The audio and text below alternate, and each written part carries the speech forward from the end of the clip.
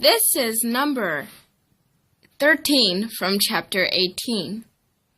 Find the current in the 12-ohm resistor in figure 18.13.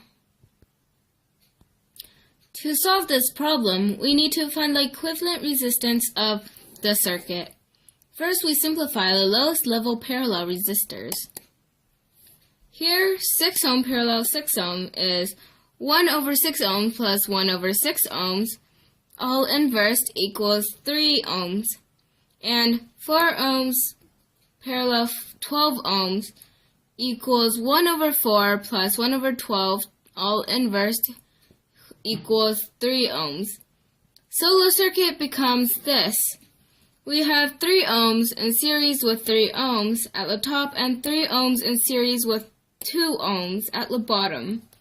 Further simplifying the circuit, we have 3 ohms in series with 6 ohms parallel 5 ohms. The resistance of 6 ohm parallel 5 ohms is 1 over 6 ohms plus 1 over 5 ohms, all inversed, equals 2.73 ohms. Finally, the circuit becomes 3 ohms in series with 2.73 ohms, which is 5.73 ohms.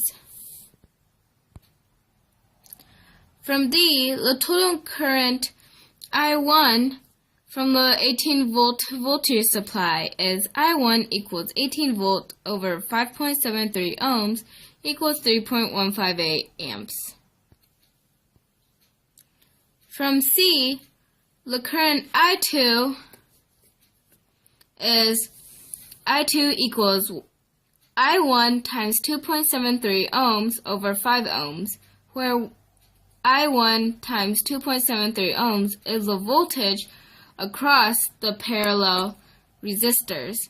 And plugging in the numbers, you would have 3.158 amps times 2.73 ohms over 5 ohms, and you will get 1.72 amps for the current I2.